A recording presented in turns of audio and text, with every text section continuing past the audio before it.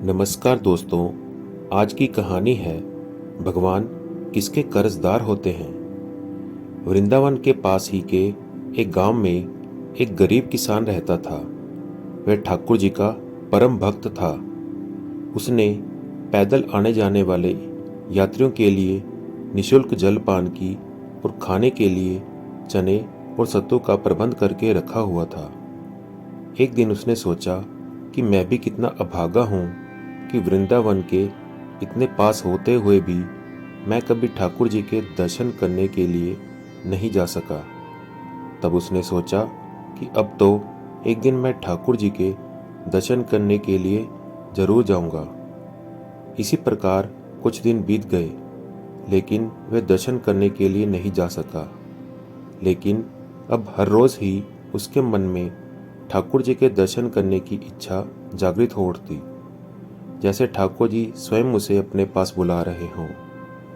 इसलिए एक दिन वे सुबह ही स्नान आदि करके बांके बिहारी जी के मंदिर में ठाकुर जी के दर्शन करने के लिए निकल पड़ा। लेकिन वहां पहुंचने पर भी उसे बिहारी जी के दर्शन नहीं हुए। लोग कहते रहे कि अरे, बिहारी जी सामने ही तो खड़े हैं। पर वह कहता कि भाई, मेरे को तो नहीं दिख रहे। इस तरह 3 दिन बीत गए पर दर्शन नहीं हुए। उस भक्त ने ऐसा विचार किया कि सबको दर्शन होते हैं और मेरे को नहीं होते, तो मैं बड़ा पापी हूँ कि ठाकुर जी दर्शन नहीं देते। इसलिए मेरे को यमुना जी में डूब जाना चाहिए। ऐसा विचार करके रात्रि के समय वे यमुना जी की तरफ चल पड़ा। वहां यमुना जी के पास एक कोढ़ी सोया हुआ था।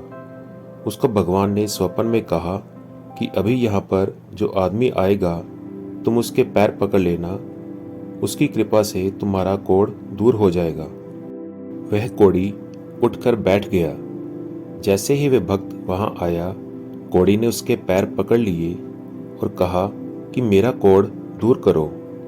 भक्त बोला कि अरे, मैं तो बड़ा पापी हूँ, ठाकुर जी मुझे दर्शन भी नहीं देते।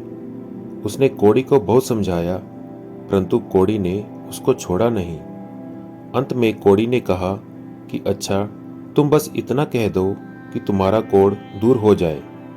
वह बोला कि इतनी योग्यता मेरे में नहीं है। कोढ़ी ने जब बहुत आग्रह किया, तब उसने कह दिया कि तुम्हारा कोढ़ दूर हो जाए। ऐसा कहते ही क्षण मात्र में उसका कोढ़ दूर हो गया।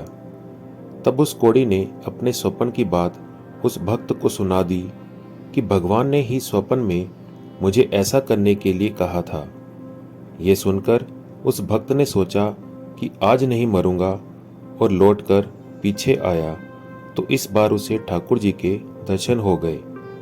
तब उसने ठाकुर जी से पूछा कि महाराज, पहले आपने दर्शन क्यों नहीं दिए?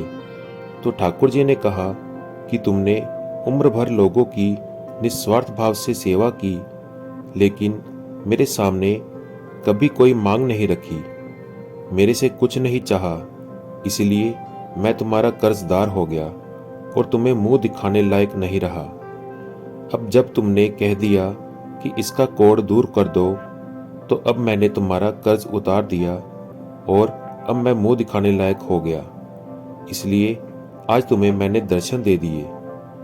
इसका क्या अर्थ हुआ कि जो कुछ भी नहीं चाहता, भगवान उसके कर्जदार हो जाते हैं। हनुमान जी ने भगवान का कार्य किया तो भगवान उनके कर्जदार हो गए। सुनु सुत तो ही उरन में नाही। सेवा करने वाला बड़ा हो जाता है और सेवा कराने वाला छोटा हो जाता है, परंतु भगवान और उनके प्यारे भक्तों को छोटे होने में शर्म नहीं आती। वे जानबूझकर छोटे होते हैं। छोटे बनने पर भी वास्तव में छोटे होते ही नहीं और उनमें बड़प्पन का अभिमान होता ही नहीं। बोलो बांके बिहारी लाल की जय। दोस्तों, अगर आपको ये कहानी अच्छी लगी तो प्लीज़ इसे लाइक कीजिए, शेयर कीजिए और मेरे चैनल को सब्सक्राइब करना ना भूलें। धन्यवाद।